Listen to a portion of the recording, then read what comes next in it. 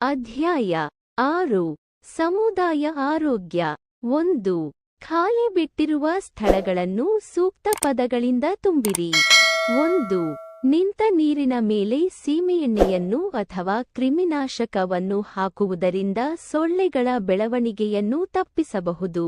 2. ಬಾವಿಗಳಲ್ಲಿ ತೆರೆದ ಬಾವಿ ಮತ್ತು ಕೊಳವೆ ಬಾವಿ ಎಂಬ 2 ವಿಧಗಳಿವೆ. 3. ಬಹುಪಾಲು ಕೆರೆಗಳು ಮಳೆಯನ್ನು ಅವಲಂಬಿಸಿವೆ. 4. ಶುದ್ಧವಾದ ನೀರು ಸಮುದಾಯಕ್ಕೆ ಬಹಳ ಅಗತ್ಯ. 2. ಈ ಕೆಳಗಿನ ಪ್ರಶ್ನೆಗಳಿಗೆ ಉತ್ತರಿಸಿರಿ. ಪ್ರಶ್ನೆ 1. ತ್ಯಾಜ್ಯ ವಸ್ತುಗಳ ಉತ್ಪತ್ತಿ ಮೂಲಗಳು ಯಾವುವು? ಉತ್ತರ: ಪ್ರತಿ ಸಮುದಾಯದ ಪ್ರತಿ ಮನೆ ಅಥವಾ ಕಟ್ಟಡದಲ್ಲಿ ವಾಸಿಸುವವರು ವಿವಿಧ ರೀತಿಯ ತ್ಯಾಜ್ಯ ವಸ್ತುಗಳನ್ನು ಉತ್ಪತ್ತಿ ಮಾಡುತ್ತಾರೆ. ಪ್ರಶ್ನೆ 2. ತ್ಯಾಜ್ಯ ವಸ್ತುಗಳಲ್ಲಿರುವ ಗುಂಪುಗಳು ಯಾವುವು? ತಿಳಿಸಿ. ಉತ್ತರ: ತ್ಯಾಜ್ಯ ವಸ್ತುಗಳಲ್ಲಿರುವ ಗುಂಪುಗಳು 1. ದ್ರವ ತ್ಯಾಜ್ಯ ವಸ್ತುಗಳು. 2. ಘನ ತ್ಯಾಜ್ಯ ವಸ್ತುಗಳು. ಪ್ರಶ್ನೆ 3. ದ್ರವ ತ್ಯಾಜ್ಯ ಪದಾರ್ಥಗಳ ವಿಲೇವಾರಿ ಹೇಗೆ ಮಾಡಬೇಕು? ಉತ್ತರ: ಮನೆಯ ಸುತ್ತಮುತ್ತ, ಬೀದಿಗಳಲ್ಲಿ, ಚರಂಡಿಯಲ್ಲಿ, ಬೋರ್ವೆಲ್, ಬಾವಿ ಇವುಗಳ ಸುತ್ತ ನಿಂತ ನೀರು ಸೊಳ್ಳೆಗಳು ಬೆಳವಣಿಗೆಯನ್ನು ಹೊಂದಲು ಅವಕಾಶ ಮಾಡಿಕೊಡುತ್ತವೆ. ಆದುದರಿಂದ ನೀರು ನಿಲ್ಲದಂತೆ ಸೂಕ್ತ ರೀತಿಯಲ್ಲಿ ದ್ರವ ಪದಾರ್ಥಗಳನ್ನು ವಿಲೇವಾರಿ ಮಾಡಬೇಕು. ನಿಂತ ನೀರಿನ ಮೇಲೆ ಸೀಮೆಎಣ್ಣೆಯನ್ನು ಅಥವಾ ಕ್ರಿಮಿನಾಶಕವನ್ನು ಹಾಕುವುದರಿಂದ ಸೊಳ್ಳೆಗಳ ಬೆಳವಣಿಗೆಯನ್ನು ತಪ್ಪಿಸಬಹುದು. ಮನೆಯಲ್ಲಿನ ದ್ರವ ತ್ಯಾಜ್ಯ ವಸ್ತುಗಳು ಒಳ ಚರಂಡಿಗೆ ಹರಿದು ಹೋಗುವಂತೆ ವ್ಯವಸ್ಥೆ ಮಾಡುವುದು. ಪ್ರಶ್ನೆ 4. ದ್ರವ ತ್ಯಾಜ್ಯ ಪದಾರ್ಥಗಳಾವುವು? ಉತ್ತರ: ನಿರುಪಯೋಗಿ ವಸ್ತುಗಳು, ಮೂತ್ರ, ಮಲ, ಹರಿಯುವ ಕೊಚ್ಚೆ ನೀರು, ಡಿಟರ್ಜೆಂಟ್ಗಳು.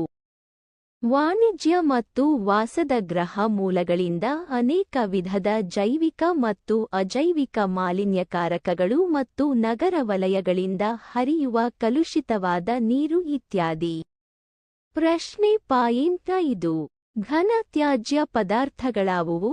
ಉತ್ತರ: ಘನ ತ್ಯಾಜ್ಯ ಪದಾರ್ಥಗಳು ಶೀಶೆಗಳು, ಸಸ್ಯ ಮೂಲದ ವಸ್ತು, ಸಿಪ್ಪೆ, ಸೊಪ್ಪು, ಕಾಂಡ, ಡಬ್ಬಗಳು, ಕಾಗದ, ಚಿಂದಿ ಮತ್ತು ಇತರೆ. ಪ್ರಶ್ನೆ 6. ಘನ ತ್ಯಾಜ್ಯ ಪದಾರ್ಥಗಳ ವಿಲೇವಾರಿ ಹೇಗೆ ಮಾಡಬೇಕು? ಉತ್ತರ: 1. ತೀಶೆಗಳು. ಹುಗಿಯುವುದು. ಇದನ್ನು ಸುಡಲು, ಕಾಂಪೋಸ್ಟಿಂಗ್ ಮಾಡಲು ಸಾಧ್ಯವಿಲ್ಲ. ಒಡೆದರೆ ಕಾಲುಗಳಿಗೆ ಜುಚ್ಚಿ ಗಾಯವಾಗುತ್ತದೆ. 2. ಸಸ್ಯ ಮೂಲದ ವಸ್ತು, ಸಿಪ್ಪೆ, ಸೊಪ್ಪು, ಕಾಂಡ. ಕಾಂಪೋಸ್ಟಿಂಗ್ ಕೊಳೆತು ಮಣ್ಣಿನ ಸಾರವನ್ನು ಹೆಚ್ಚಿಸುತ್ತದೆ. 3. ಡಬ್ಬಗಳು. ಹೂಳುವುದು. ಇದನ್ನು ಸುಡಲು ಸಾಧ್ಯವಿಲ್ಲ. ಏನಾದರೂ ಹಾಕಲು, ಒಯ್ಯಲು ಉಪಯೋಗವಿಲ್ಲ ಎಂದಾದರೆ ಚಚ್ಚಿ ಚಪ್ಪಟೆ ಮಾಡಿ ಹೂಳುವುದು. 4. ಕಾಗದ, ಚಿಂದಿ, ಇತರೆ ಉರಿಯುವ ವಸ್ತುಗಳು. ಸುಡುವುದು. ಇವು ಕೊಳೆಯಲು ಬಹಳ ಕಾಲ ತೆಗೆದುಕೊಳ್ಳುತ್ತವೆ. ಆದ್ದರಿಂದ ಸುಡುವುದೇ ಒಳಿತು. ಪ್ಲಾಸ್ಟಿಕ್ ವಸ್ತುಗಳನ್ನು ಸುಡುವುದರಿಂದ ಅಪಾಯಕಾರಿ ಅನಿಲ ಹೊರಬರುವುದರಿಂದ ಅದನ್ನು ಹೂಳುವುದು. ಪ್ರಶ್ನೆ 7. ಒಳಚರಂಡಿಯ ನೀರು ಏನನ್ನು ಒಳಗೊಂಡಿದೆ? ಉತ್ತರ: ಹರಿಯುವ ಕೊಚ್ಚೆ ನೀರು, ಡಿಟರ್ಜೆಂಟ್ಗಳು. ವಾಣಿಜ್ಯ ಮತ್ತು ವಾಸದ ಗೃಹ ಮೂಲಗಳಿಂದ ಅನೇಕ ವಿಧದ ಜೈವಿಕ ಮತ್ತು ಅಜೈವಿಕ ಮಾಲಿನ್ಯಕಾರಕಗಳನ್ನು ಒಳಚರಂಡಿಯ ನೀರು ಒಳಗೊಂಡಿರುತ್ತದೆ. ಪ್ರಶ್ನೆ 8. ಬಾವಿಗಳ ಸ್ವಚ್ಛತೆಯ ಬಗ್ಗೆ ತಿಳಿಸಿ. ಉತ್ತರ: ಬಾವಿಗಳ ಸ್ವಚ್ಛತೆ 1. ಬಾವಿಗಳಲ್ಲಿ ತೆರೆದ ಬಾವಿ ಮತ್ತು ಕೊಳವೆ ಬಾವಿ ಎಂದು 2 ವಿಧಗಳಿವೆ. 2. ಬಾವಿಗಳ ಸುತ್ತಮುತ್ತಲೂ ಕೈಗಾರಿಕೆಗಳು ಇಲ್ಲದಿರುವುದು ಸೂಕ್ತ. 3. ಬಾವಿಯನ್ನು ಉಪಯೋಗಿಸದ ವೇಳೆಯಲ್ಲಿ ಅದರ ಬಾಯಿಯನ್ನು ಮರ, ಲೋಹದ ಹಲಗೆಯಿಂದ ಮುಚ್ಚಿಡುವುದರಿಂದ ಕಸಕಡ್ಡಿ, ಧೂಳು, ಕೀಟಗಳು ನೀರಿನೊಳಕ್ಕೆ ಬೀಳುವುದಿಲ್ಲ. 4. ಬಾವಿಯ ಸುತ್ತ ಎತ್ತರದ ಗೋಡೆ ಇರಬೇಕು. 5. ಸಿಮೆಂಟಿನಿಂದ ಸ್ವಲ್ಪ ಎತ್ತರದ ಮನೆ ನಿರ್ಮಿಸಿ. ಬಕೆಟ್ಟನ್ನು ಇಡಲು ಸ್ವಚ್ಛ ಜಾಗ ಮಾಡುವುದರಿಂದ ನೀರು ಮಲಿನವಾಗುವುದು ತಪ್ಪುತ್ತದೆ. 6. ಹೊರಚೆಲ್ಲಿದ ನೀರು ಹರಿದು ಹೋಗಿ ಬಾವಿಯ ಸುತ್ತಮುತ್ತಲಿನ ಜಾಗ ಒಣಗಿದಂತಿರಲು ವ್ಯವಸ್ಥೆ ಮಾಡುವುದರಿಂದ ಬಾವಿಯ ಸುತ್ತ ನೀರು ನಿಂತು ಅಲ್ಲಿ ಸೊಳ್ಳೆಗಳು ವೃದ್ಧಿಯಾಗುವುದಿಲ್ಲ. ಪ್ರಶ್ನೆ 9. ಕೆರೆಗಳ ಸ್ವಚ್ಛತೆಯ ಬಗ್ಗೆ ತಿಳಿಸಿ. ಉತ್ತರ. ಕೆರೆಗಳ ಸ್ವಚ್ಛತೆ. 1. ಕೆರೆಯ ಸಂರಕ್ಷಣೆ. ಕೆರೆಗಳಲ್ಲಿ ಹೂಳು ತುಂಬಿಕೊಳ್ಳುವುದರಿಂದ ನೀರಿನ ಸಂಗ್ರಹಣಾ ಸಾಮರ್ಥ್ಯ ಕಡಿಮೆಯಾಗುತ್ತದೆ. ಆದ್ದರಿಂದ ಕೆರೆಗಳಲ್ಲಿ ಹೂಳೆತ್ತುವುದು ಅವಶ್ಯಕ. 2.